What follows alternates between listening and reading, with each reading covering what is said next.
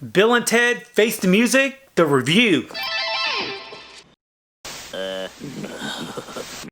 Bill and Ted Face the Music is one of those movies that I really never thought would ever get made. I never thought there was going to be a part 3, but seeing as how we got Cobra Kai and that did really well, and then coming soon, Ghostbusters 3. But Bill and Ted, pretty much out of the blue, getting their third movie. I'll admit, I was actually pretty surprised and a little bit skeptical about it too. But it did happen. Keanu Reeves and Alex Winter, they made it happen, and oh, what a ride.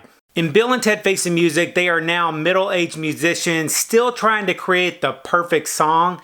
They're now married to the princesses that they met in Bill and Ted's Excellent Adventure.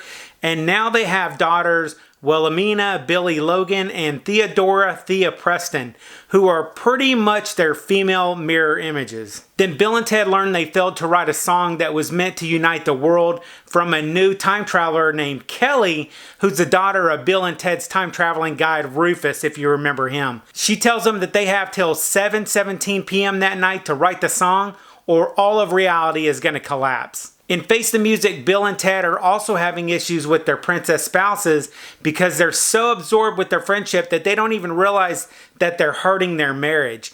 Then they find out from Kelly that their wives are actually going to be leaving them, and this helps cement the fact that they really need to save the universe. While Bill and Ted are going to the future to see their future selves in different timelines to find the perfect song, their daughters Thea and Billy are actually traveling to the past, and they're recruiting musicians like Jimi Hendrix, Mozart, and even a cave woman, and they're going to have them help create a song for their dads to save reality from collapsing. Growing up, I really liked the Bill and Ted movies.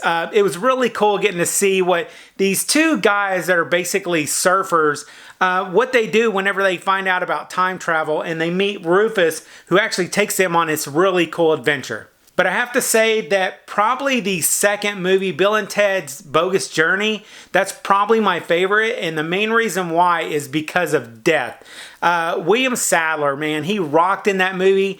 And then in this third one, the new one that just came out, he rocked it again. Death is reunited with Bill and Ted in this third movie, and he is a much needed addition, just like he was in the second movie. And they actually find themselves in hell, which is where they meet Death, because there is a cyborg that is going to be introduced, and his name is Dennis.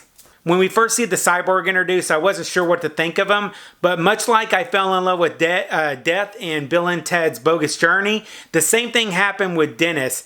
He is a cyborg, and halfway through the movie, he comes in, and he was awesome. Now, Dennis, for me, he had some of the best lines in the movie. He was really funny. It was a really good, nostalgic throwback to what we remember from Death. Now, Death was one of those characters in the second movie that we all fell in love with, but I think that when we first met Death, we weren't sure what to think of him, but ultimately, he ended up being great, and that's how I feel about Dennis the Cyborg. And then another interesting part of the movie was whenever Bill and Ted and Joanna and Elizabeth are all on screen together when they're meeting with the marriage counselor. Now, this part, I didn't really think it jived real well with the movie, but it did have some funny parts to it, and I thought there was a lot of interesting humor to it, and it was a catalyst for making Bill and Ted go on their adventure. Now, the elephant in the room for me was really when Billy and Thea, they were first introduced at the beginning of the movie. I don't think that they really jived for this movie at first, although I did start to warm up to them later in the movie. But at the beginning, when they were first introduced, I just don't think that they did a very good job, and I thought that the acting was really forced. It was nice to see how they basically replayed how Bill and Ted collected the musicians from the first movie with Jimi Hendrix, Louis Armstrong, Mozart, the cave woman, and then someone else I can't remember.